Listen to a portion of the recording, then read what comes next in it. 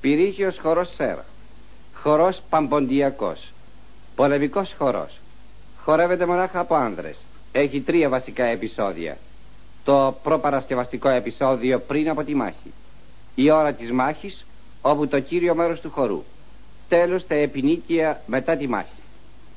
Σε άλλη μας εκπομπή θα μιλήσουμε και για το αισθηματικό περιεχόμενο του ιδίου χορού. Πυρήχιος χορός. Θα τον ακούσετε με αγγείον ασκό που παίζει ο Γιάννης Καλπατσινίδης.